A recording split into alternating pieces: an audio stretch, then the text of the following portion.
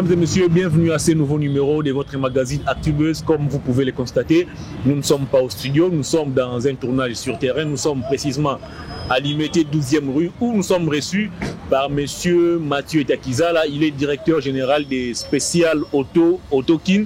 C'est un garage. Il est situé ici à Limete, comme je le disais, 12e rue de l'autre côté du quartier résidentiel. Avec lui, nous allons essayer de faire les points sur les domaines de l'entrepreneuriat et des entrepreneurs. 60 ans depuis que la République démocratique du Congo, notre pays, a accédé à l'indépendance, qu'est-ce qu'on a fait de l'entrepreneuriat? Qu'est-ce qu'on a fait des entrepreneurs? On en parle tout de suite avec M. Mathieu Takizala, à qui je m'en vais dire bonjour et bienvenue. Bonjour cher Hervé, donc en tout cas le plaisir est partagé. Vous savez, on a l'habitude de faire les émissions sur Congo Buzz, sur le boulevard Albert Ier qu'on appelle boulevard du 30 juin. Et aujourd'hui, je suis vraiment comblé de joie et que vous êtes déplacé avec l'équipe de cette chaîne qui est merveille, qui est vraiment à l'ère du temps, donc Congo Buzz, qui est avec le numérique, avec l'innovation d'aujourd'hui, et d'épingler, parce qu'on ne peut pas parler de l'entrepreneuriat et de ne pas avoir les entreprises.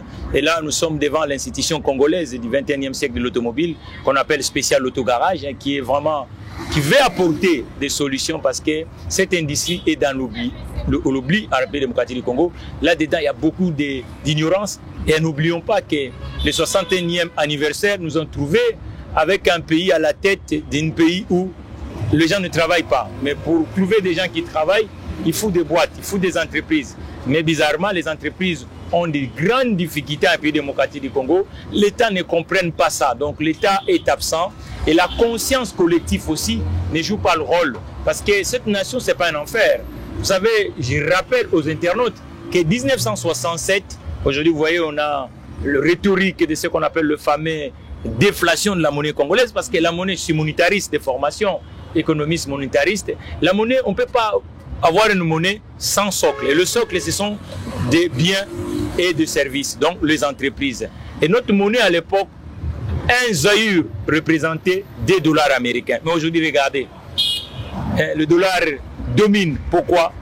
Le secteur privé est malade et le secteur privé n'est pas compris en République démocratique du Congo. Très bien. Alors, 60 ans après l'indépendance, quelle lecture faites-vous aujourd'hui de l'entrepreneuriat et des entrepreneurs? Est-ce que vous, entrepreneurs congolais, est-ce que vous êtes considérés, est-ce que vous êtes pris vous êtes plutôt pris en considération, voulais-je dire? Est-ce que le gouvernement a un œil regardant sur tout ce que vous faites dans le secteur privé? Non, de temps en temps, le gouvernement congolais fait un peu des slogans littéraires. Il parle des entrepreneurs sans parler avec des acteurs. Parce que quand vous parlez des entrepreneurs, il faut que les entrepreneurs soient à côté de nos amis politiques. Mais bizarrement, non. Et à un moment, de temps en temps, qu'est-ce qu'ils font? Ils vont aller récupérer des porteurs de projets. Parce qu'un porteur de projet, ce n'est pas un entrepreneur. Un entrepreneur, c'est quelqu'un qui est établi et qui a une stratégie économique, commerciale, sociale, technique et qui est sur le terrain avec une vision innovative. Mais bizarrement, dans notre pays, en quittant la zarénisation, vous savez, la faute grave de ces pays, en commençant de la zarénisation, cher Hervé, ça veut dire que la zarénisation, c'est quoi? On pique le bien qui était dans le secteur privé, on commence à partager aux amis politiques, des militants de l'époque. Et depuis la zarénisation jusqu'à aujourd'hui, tous les crises qui ont été épinglées à la République démocratique du Congo, les entrepreneurs n'ont jamais été associés. Je peux commencer à vous énumérer les crises. Première crise, c'est quoi? Quand on va au niveau de Bruxelles pour aller négocier l'indépendance, les entrepreneurs n'ont jamais été associés. Le jour où on parlait de l'économie, qui était présent? Maréchal Mobutu avec 3 étudiants congolais. Mais le jour où on parlait de l'indépendance politique, on a vu tout le barreau, y compris les intellectuels de l'époque. Allez-y comprendre. Donc, le vrai thématique n'a jamais été débattu. On quitte les années 60. On vient dans les années 90. Comprenez mon émotion. Le président Maréchal Mobutu, l'homme de la zarénisation, à l'Antsele ici, cher Hervé. Comprenez mon émotion. Quel entrepreneur était présent du bord congolais? Absent. On l'a amené uniquement dans une rhétorique politicienne, on dit multipartisme. République où on a fabriqué des chômeurs, des spectateurs. Le peu d'industrie qu'on avait, rien. On quitte les années 90.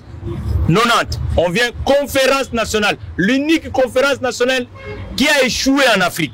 Ici, c'est le palais qu'on appelle le palais du peuple, qui est aujourd'hui le palais des privilégiés congolais. Aucun entrepreneur, et en commençant du début à la fin, rien. Il n'y a pas un entrepreneur qui a été responsabilisé et écouté. Mais comment vous allez créer de la valeur? Et à chaque fois, c'est tous ces forums, ces foires, c'est des partages de postes politiques. Mais le poste économique, zéro. Alors, les problèmes avec l'entrepreneuriat en RDC, c'est situé à quel niveau? Est-ce que c'est au niveau politique? Est-ce que c'est au niveau administratif? Où vous situez les problèmes de l'entrepreneuriat aujourd'hui en RDC? Le problème de l'entrepreneuriat congolais, d'abord collectivement, personne ne peut s'épargner. Observez un peu sur la ville de Kinshasa. Lorsqu'un espace a quelque chose, sa communauté va aller consommer là-bas. Mais est-ce que le Congolais va chez son frère? On ne peut pas parler de l'entrepreneuriat tant qu'il n'y a pas d'abord ce qu'on appelle du patriotisme. Cet sens-là de confiance, d'aller vers ton frère, de lui donner chance d'évoluer. Non. Le deuxième bémol, c'est le réforme dans le secteur éducationnel congolais. On forme qui ici? On forme uniquement dans la continuité de la colonisation, des cols blancs, qui est uniquement plus tenté d'aller vers l'administration publique et l'administration politicienne. Le quatrième, mon frère, c'est quoi? L'absence. On ne peut pas parler de l'entrepreneuriat lorsque dans un pays, le système financier est absent. Donc nous n'avons pas un système financier. Quand vous observez sur l'étendue du territoire congolais, en commençant par la ville de Kinshasa, est-ce qu'il y a une banque commerciale congolaise qui émerge? Absent. Mais comment on peut parler de l'entrepreneuriat tant que les banques commerciales sont absents en République démocratique du Congo? Les banques congolaises, 77, 67, on avait des banques, mon frère. On avait la banque de Kinshasa, on avait la banque agricole, on avait tout ça.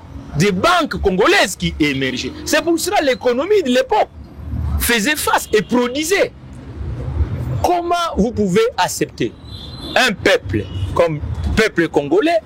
Nous avons une institution monétariste qu'on appelle la Banque centrale du Congo, qui est uniquement spectateur dans sa mission.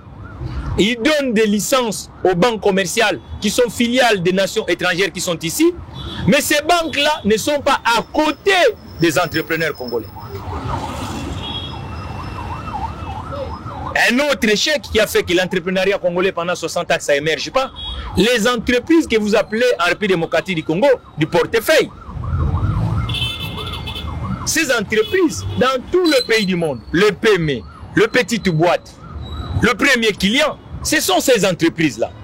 Mais est-ce que c'est le cas en République démocratique du Congo? Non. Prenons, moi je suis dans l'automobile.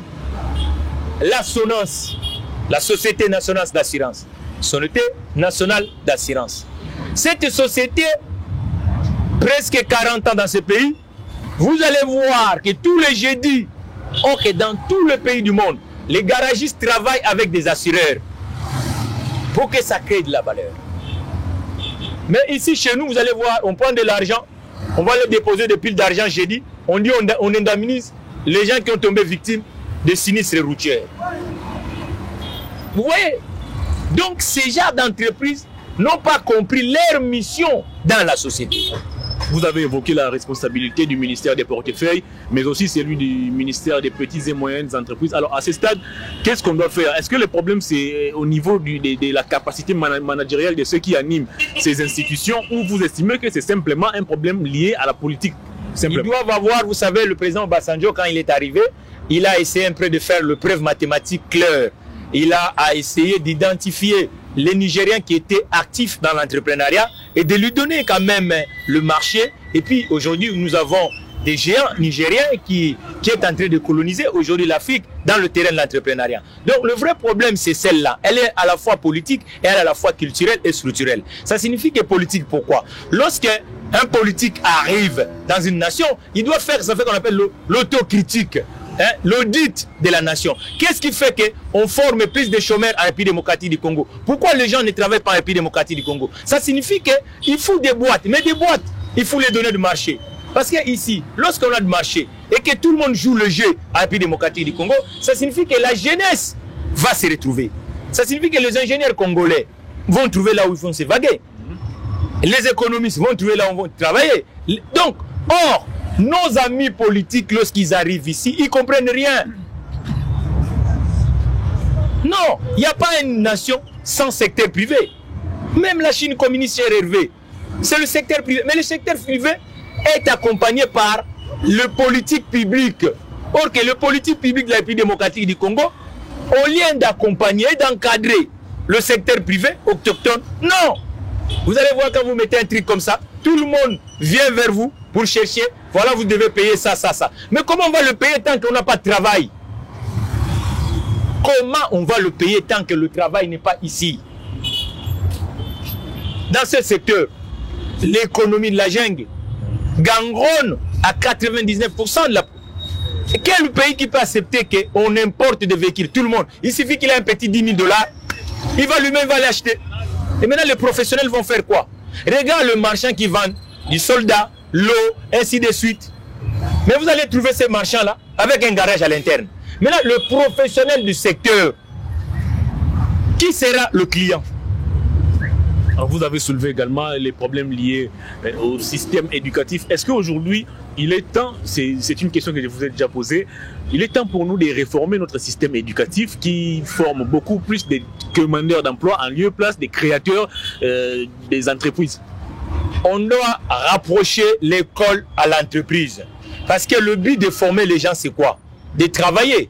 On est avec une grande déficit des entreprises en République démocratique du Congo. C'est pour ça que le taux de chômage est de 90% de la population active. Et tout le monde ne peut pas aller dans l'administration. L'administration est en faillite en République démocratique. Qu'est-ce qu'on doit faire concrètement? Donc concrètement, il faut que l'investissement retourne. Moi, je viens d'élaborer un plan de relance pour la République démocratique du Congo.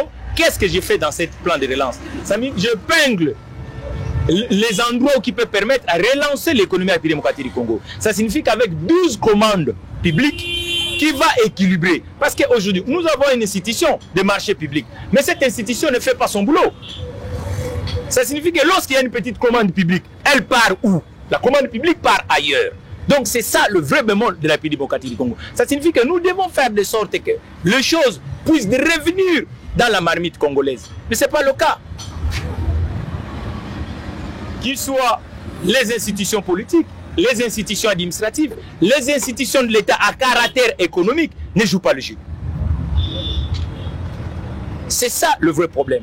On doit réguler, on doit avoir des boîtes parce que le litige est tellement colossal. Le 61e anniversaire est arrivé en République démocratique du Congo avec un pays qui est faible. Un pays qui est faible, cher Hervé. Quand vous voyez aujourd'hui, quand vous comptabilisez, combien de Congolais ont un compte en banque? Prenons l'exemple par exemple des loyers en République démocratique du Congo. Ce sont des erreurs monumentales, cher ami. Les loyers sont payés en liquide. Et la banque va trouver la force où? Les gens achètent des maisons en liquide. Le système financier est malade. On n'accompagne pas assez les entreprises. C'est ça les erreurs. Alors le président de la République, dans l'un de ses discours, a promis de créer des millionnaires congolais. Est-ce qu'aujourd'hui, vous estimez que cette promesse du président de la République n'est restée qu'un simple discours ou il est aujourd'hui accompagné des actions concrètes? Qu'est-ce que vous en dites? Il faut que ça passe dans du terrain du concret, cher Hervé. Le dire, c'est autre chose. Mais le faire, c'est autre chose. Il fallait que le président de la République, je sais que c'est mon homologue, il a commencé comme un entrepreneur. Mais il doit quand même changer la logicielle congolaise. Ça signifie qu'on doit parler peu, on doit agir beaucoup. Pourquoi? Normalement, si c'était moi à la place de M. Tshisekedi, je devais déjà commencer à dire aux Congolais, on est arrivé, il y a par exemple 2000 entreprises congolaises qu'on les a facilité de trouver le marché. Il y a par exemple 5000 entreprises congolaises qu'on les a aidées à trouver le financement. Au lieu de dire on va le faire comment? C'est ça le vrai problème. Nous souffrons, nous les entrepreneurs. On est abandonnés dans ces pays.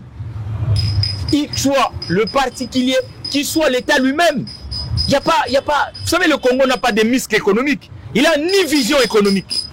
Le Congo, parce que aller quémander, c'est les autres. C'est ce qui va créer cette nation. Non, la valeur est ici. Comment les autres réussissent ici? Parce que leurs États ont compris la conquête économique. Nous sommes pigeons du 21e siècle. Les hindous viennent ici avec des financements de leur pays. Mais est-ce que les entrepreneurs congolais ont des financements? Vous voyez, le dire c'est autre chose, c'est élevé.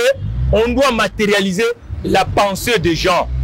On doit faire de sorte de prendre des modèles qui sont dans l'entrepreneuriat congolais, on essaie de le booster comme le président Obasanjo avait fait au Nigeria. Au lieu qu'on commence uniquement à constater, parce qu'au Congo, j'ai l'impression, nous avons l'habitude de faire un pas en avant et deux pas en arrière. Alors, je dois rappeler que vous avez longtemps vécu en Europe. Et je vis toujours. Voilà, vous êtes revenu à Kinshasa, vous avez mis en place votre entreprise spéciale Autogarage. On a longtemps reproché à vous de la diaspora de vous intéresser beaucoup plus au divertissement, à ce qui est distraction, à la frivolité. Mais vous, par exemple, vous avez lancé votre entreprise. Alors aujourd'hui, les problèmes en RDC en ce qui concerne l'investissement, ça se pose à quel niveau exactement? L'investissement n'est pas encadré. Pendant longtemps, on a cru que l'investissement devait être des grandes structures, comme on pensait, le multinational, les grandes boîtes étrangères. Non. Partout au monde, les entreprises qui font une forte nation, ce sont de petites structures. Et surtout que nous sommes à la tête d'un État en chômage de masse. Ça signifie que l'investissement autochtone doit être pris en compte. L'investissement autochtone n'est pas pris en compte à la République démocratique du Congo. C'est ça le vrai défi, le vrai dilemme de la République démocratique du Congo. Ça signifie que l'investissement autochtone, nous de la diaspora, on fait assez pour la République démocratique du Congo. Beaucoup de mes compatriotes qui sont de la diaspora vont dans le terrain de l'entraide. L'intérêt de l'entraide, le terrain social, aider les familles, ainsi de suite. Mais aujourd'hui, avec Spécial Auto, qu'est-ce que je fais? J'essaye de contribuer dans ma façon à la République démocratique du Congo, mais l'accompagnement est absent.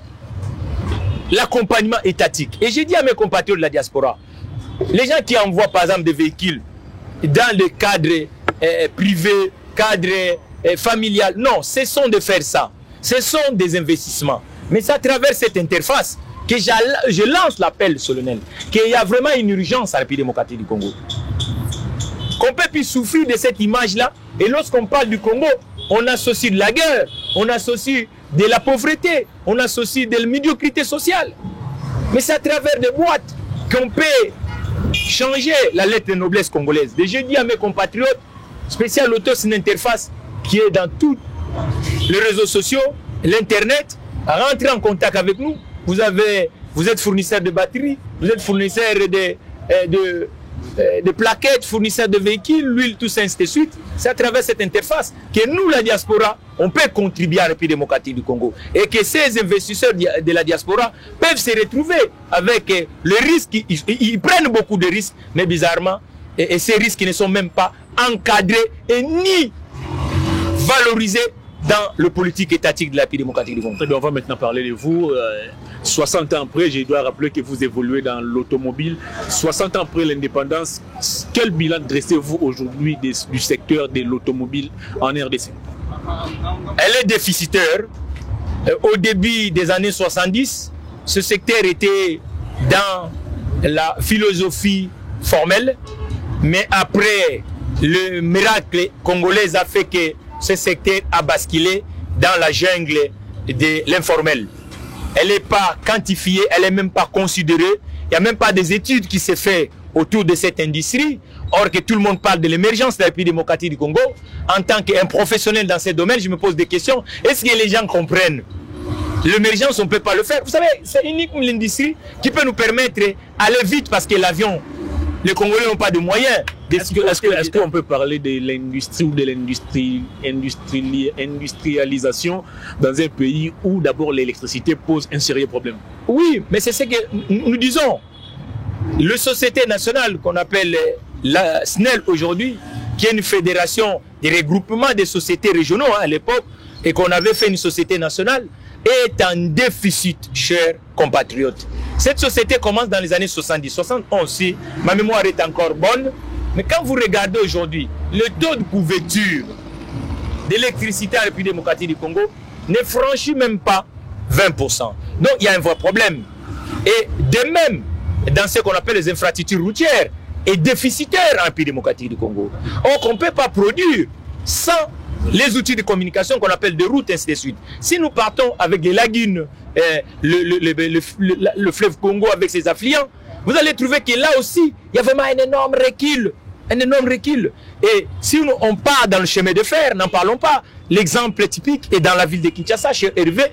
La ville de Kinshasa, lorsque l'autre administration était ici, le chemin de fer était le meilleur transport au monde. Vous voyez par exemple le déplacement d'un ministre. Ça nous prend beaucoup d'argent en République démocratique du Congo. Si on avait le chemin de fer, si l'avion était développé, on pouvait faire des énormes économies. Donc on a fait une chute libre.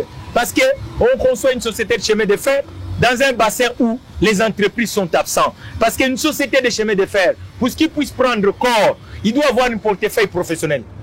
Ça signifie les boîtes qui achètent ces services. Or, le modèle économique congolais a fait qu'on crée des boîtes qui se reposent, excusez-moi cher Hervé, uniquement dans ce qu'on appelle le portefeuille privé, le portefeuille particulier. Or que ce portefeuille particulier n'a pas de moyens, n'a pas de souffle. C'est ça les grands retards que la République démocratique du Congo a pris. Et quelles sont les innovations depuis 1971 jusqu'à aujourd'hui que la SNEL a fait? Rien du tout. La SNEL dépend uniquement de l'énergie via hydraulique. Or qu'aujourd'hui, le soleil est la source d'énergie. L'éolien, le photovoltaïque, l'énergie via les organes, des déchets organiques et tout ça, ainsi de suite. La SNEL n'a pas apporté des innovations. Alors aujourd'hui, puisque vous évoquez, vous venez de dresser un tableau sombre du secteur de l'automobile, quelle responsabilité, ou je dirais, quelle est la responsabilité de notre ministère des Transports au regard du recul constaté dans les domaines de l'automobile? Vous savez, ça fait 4 ans que je suis en République démocratique du Congo, dans cette industrie. C'est rare de trouver un ministre qui visite les vrais acteurs du secteur. Aucun ministre, pour bien comprendre le thématique, il faut travailler avec des acteurs. Les acteurs, ce ne sont pas des conseillers dans le cabinet ministériel. Les vrais acteurs, c'est les acteurs de terrain. Ceux qui animent les structures économiques dans ces côtés. Non, vous avez déjà vu un ministre des Transports, les 20 dernières années, qui va dans une société, à part la société de transport étatique, qu'on appelle Transco, qui est uniquement présent dans la ville de Kinshasa. On est en période de crise. Et cette industrie doit être l'alternative pour qu'on développe la République démocratique du Congo. Est-ce qu'avez-vous vu déjà, même le Premier ministre, visiter les acteurs du secteur, y compris le ministre des Transports? Non, les gens sont ailleurs, mon frère. Les gens sont ailleurs. Ils croient que parler ou brandir le diplôme, c'est ce qui va créer de la valeur. Non. Un intellectuel, c'est quelqu'un qui apporte des innovations et qui apporte des solutions dans sa société. Mais nous, les intellectuels congolais du XXIe siècle, qu'est-ce qu'on a fait? Quel avenir on donne à la République démocratique du Congo? Puisque vous évoquez les innovations, vous évoquez de la nouveauté, qu'est-ce qu'aujourd'hui, vous, personnellement, vous estimez que vous pouvez apporter dans notre domaine de l'automobile? Aujourd'hui, avec Spécial Auto, nous allons apporter dans le 4 volets. La première, de faire comprendre aux Congolais le bien mécanique, comment on peut le consommer, pour gagner le temps, pour gagner en terrain social et pour gagner en terrain économique. Et la deuxième est de regrouper ces professionnels qui sont dans les oublis, qu'on appelle le mécanicien pirate, sur l'étendue du territoire congolais. Aujourd'hui, Spécial Auto a identifié 45 professionnels qui sont du bord informel, qui sont oubliés, mais qui font du boulot, qui n'ont même pas la technologie avec eux, qui n'ont même pas le dernier bar d'innovation, qui n'ont même pas le carnet de commandes structurelles, ainsi de suite. Donc, on a identifié ces partenaires et on essaye quand même que sur l'étendue du territoire. Et le troisième volet, c'est la création d'emplois. Parce qu'on ne peut pas, vous savez que tout Congolais ne possède pas le véhicule moteur. Le marché est encore énorme. Alors nous, Spécial Auto, nous voulons que nous puissions contribuer dans ce marché, que nous puissions jouer l'essentiel de ce marché, que le Congolais soit quand même le vrai bénéficiaire. Et le quatrième, d'accompagner les boîtes qui sont présentes dans la République démocratique du Congo. Parce que la gestion des flottes, on ne donne pas aux professionnels, on ne s'improvise pas dans ces domaines. On doit être professionnel pour aider des entreprises. Parce qu'une entreprise qui choisit Congo comme un marché doit être bénéficiaire. Parce que s'il gagne en République démocratique du Congo, l'autre compatriote ou son ami viendra. Et nous, Spécial Auto, nous sommes là pour aider ces professionnels dans cette gestion. Il ne suffit pas d'avoir 2-3 gens à l'intérieur que vous appelez le mécanicien un garage. Non, ce n'est pas ça le garage. Le garage, c'est le background. c'est l'expertise, c'est l'équipement, c'est les innovations du moment, ainsi de suite. Et c'est la mise en relation avec les constructeurs mondiaux. Parce que ces gens-là ne travaillent pas avec des individus, mais ils travaillent avec des institutions. Est-ce qu'aujourd'hui, vous estimez qu'il y a une question qui taraude mon esprit?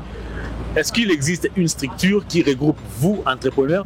Est-ce que le ministre des petites et moyennes entreprises est au courant de la création ou de l'existence d'une quelconque structure qui regroupe ou qui réunit vous, entrepreneurs congolais? L'entrepreneuriat est un métier d'audace et de risque. Et au Congo, on doit quitter uniquement la résonance du syndicalisme entrepreneurial. Elle ne paye pas. Le preuve en est qu'il n'y a pas une quinzaine de boîtes congolaises qui développent même sur le marché domestique. Je pense qu'aujourd'hui, si le job est job, parce qu'ils ont bénéficié d'un écosystème de leur pays qui ont permis à ces entrepreneurs du XXIe siècle de créer de la valeur.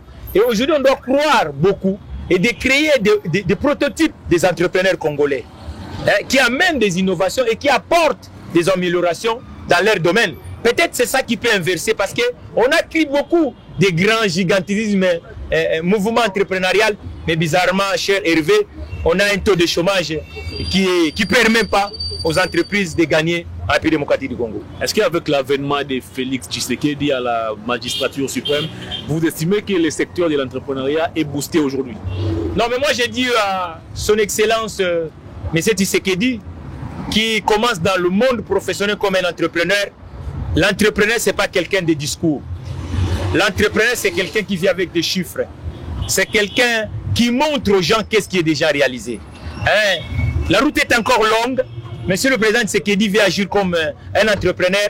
Il doit être accompagné avec des entrepreneurs. Il doit travailler avec des entrepreneurs. Et si on ne travaille pas avec des entrepreneurs, ça restera que des discours. Alors, qu'est-ce que vous souhaitez aujourd'hui, qu'est-ce que vous pouvez proposer aujourd'hui au gouvernement de la République en ce qui concerne le développement du secteur de l'entrepreneuriat et particulièrement de l'automobile où vous évoluez vous personnellement? Moi, je vous dis que la maison spéciale auto est là pour accompagner y compris les institutions politiques et les institutions administratives et les institutions privées. Mais nous disons quand même qu'aujourd'hui, on n'a plus de temps à perdre parce que la crise Covid-19 nécessite beaucoup d'ingéniosité du côté congolais. C'est pour ça que je vous dis qu'il y a un joli plan.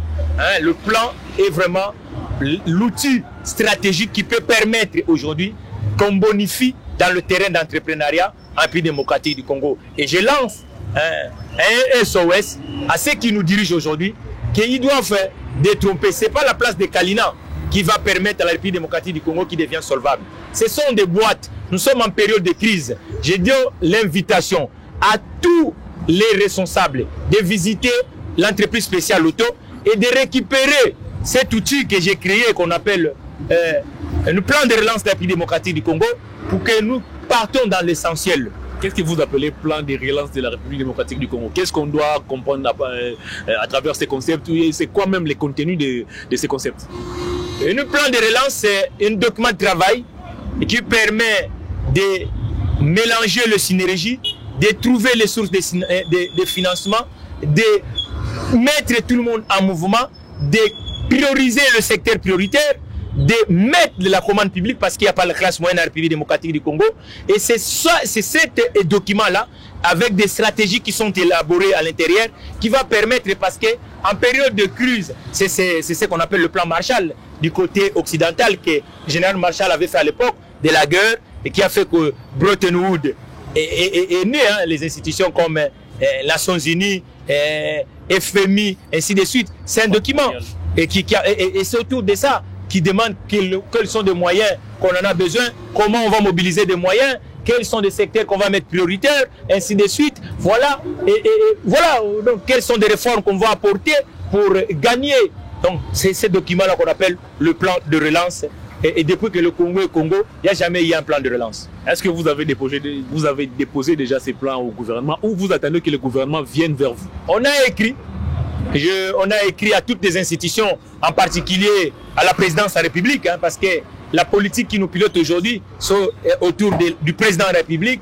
Et on a écrit, on attend et qu'il puisse nous recevoir, qu'on discute autour de ça au ministre sectoriel, au ministère de plan, le ministère des Finances, le ministère de l'Économie, Transport, hein, comme vous venez de parler, le ministère des ITPR.